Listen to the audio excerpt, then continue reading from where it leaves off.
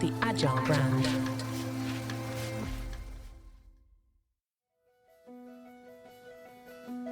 Welcome to Season 6 of the Agile brand, where we discuss marketing technology and customer experience trends, insights, and ideas with enterprise and technology platform leaders.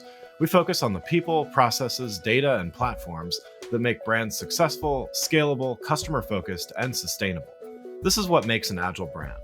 I'm your host, Greg Kilstrom, advising Fortune 1000 brands on MarTech, marketing operations, and CX, best-selling author and speaker. The Agile Brand Podcast is brought to you by TEKsystems, an industry leader in full-stack technology services, talent services, and real-world application. For more information, go to teksystems.com. Now let's get on to the show. Is your e-commerce content working as hard as it should be? In a rapidly evolving digital landscape, strong content creation and management could be the key to unlocking both customer engagement and business growth. I'm here at Opticon 2024 in San Antonio, Texas, and getting the opportunity to see a lot of inspiring ideas from some of the world's leading brands, and hearing all about Optimizely's platform and how it enables one-to-one personalization, streamlined content operations, and incorporates the latest generative AI features.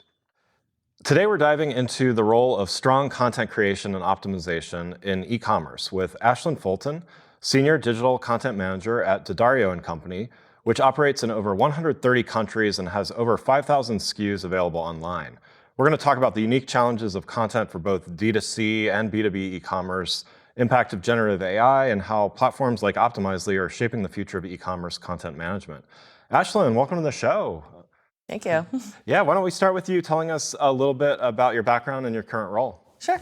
So as you said, I'm the Senior Digital Content Manager over at D'Addario. We manufacture guitar strings and other instrument accessories. So we're actually a D2C and a B2B business.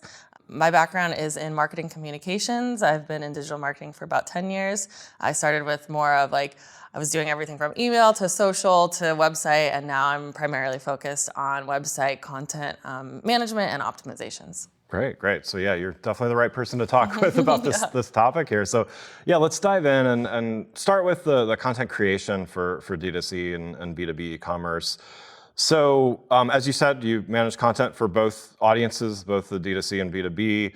What are some of the unique challenges that you face when creating this content for these different audiences? And maybe let's start with the D2C audience. Yeah, so with D2C, obviously we have the primary consideration of conversion to sales, but our loyalty program, Player Circle, is also a big focus of our business, as well as messaging our brand story, which is actually 4 different brand stories because we have the guitar business and we have 2 drum businesses, or with the drum business, orchestral and woodwind. So it's a lot to message in a cohesive way while hitting our sales goals and then also making all the business units happy because everyone thinks that their content is the most important. Right.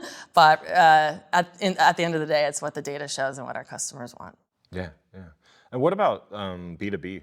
With B2B, our focus is making our dealers happy, giving them the tools that they need to sell our products to their customers, and making it really easy for them to come place their orders with us on a regular basis.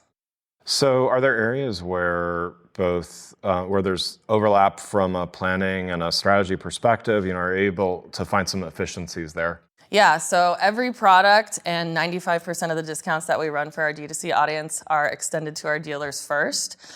So we've been able to create templates and workflows to create that content at the exact same time. Obviously, with different messaging, we're going to have different messaging for our dealers versus our consumers, but it all gets created at the same time. Well, that definitely helps. Yeah. So let's talk. So we're here at Opticon. So certainly hearing a lot about their latest announcements, but you've been using Optimizely for a while here. So platforms like Optimizely and others are designed to streamline content operations. How has using a platform like this helped D'Addario improve its content creation and management processes? Yeah, so I work in the CMS every single day. So the CMS makes it really easy for us to create robust content, pages and components that can easily be duplicated and reused without having to start from scratch every single time. So for example, if we're running a giveaway for our drummer audience, I only have to create that set of blocks one time. And then once that giveaway expires, the content expires, it comes down. And then when we run another giveaway, I just update the copy and the images, and boom, all the components are already in the right place across the site, so it makes it really easy. Yeah, yeah. So reuse is a big component there. What about what specific features or capabilities of Optimizely have been impactful for e-commerce, specifically in optimizing content for e-commerce? So in their CMS, we use visitor groups for personalization a lot across the site, just making sure that the right audiences are seeing the right content. We also use search and navigation to kind of drive decisions about what kind of content we need to optimize or add if we don't have it. And then we just implemented ODP, so that's going to be like a game changer in terms of optimizing the rest of the content across the site. Could you talk a little bit more about ODP? We just implemented, so we're still kind of connecting all the dots, getting all the data in there, but we're really excited to dive in and hopefully pair it with experimentation as well. So just getting a lot of metrics that we hadn't currently had or hadn't previously had. So there's a lot of talk about AI, generative AI in particular, both here at this conference as well as just everywhere, as we all know.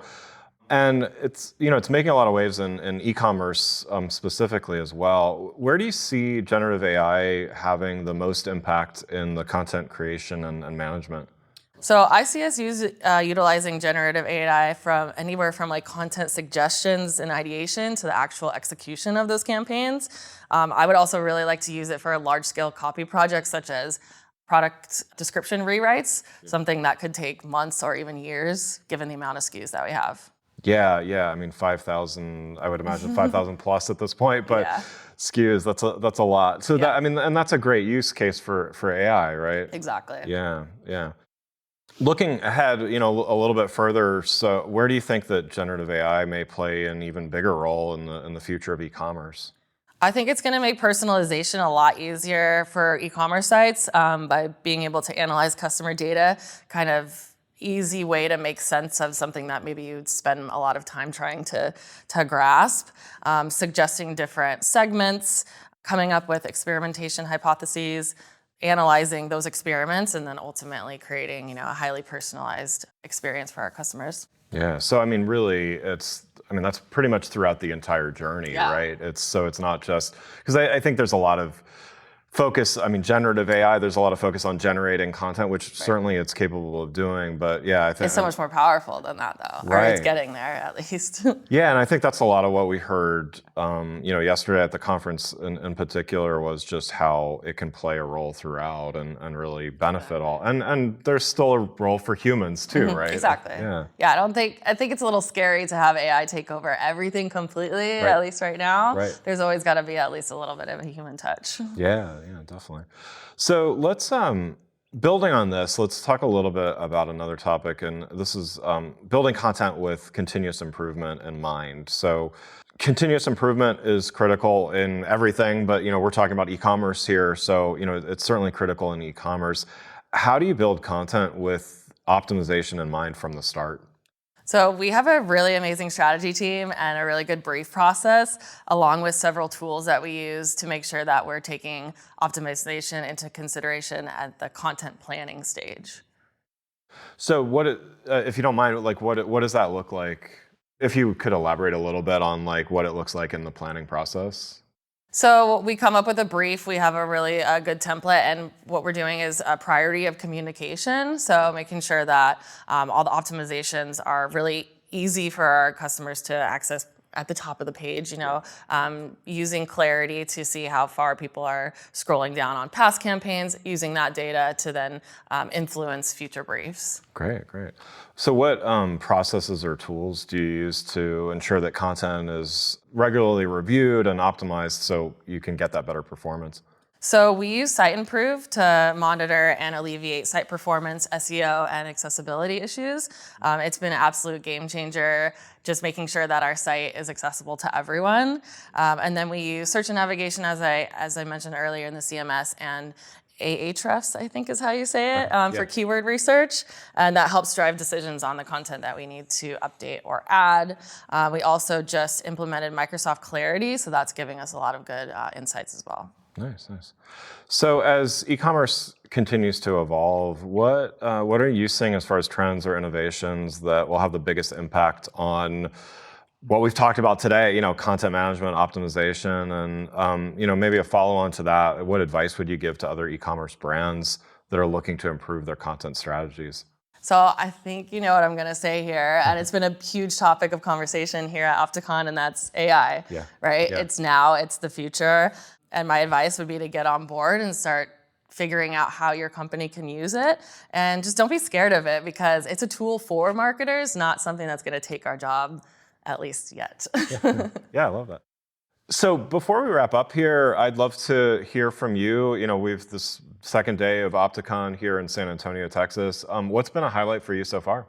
A highlight for me has been learning more about how they're going to be using AI in the future. I went to it was just one of the 15-minute sessions, but it was their AI roadmap, and it was so inspiring and encouraging to hear what kind of things we're going to be able to do with all their platforms. And also learning more about experimentation. It's something that we are looking at buying as part of our Optimizely suite. So kind of seeing what things we can do with that and how AI also integrates into that product. Great.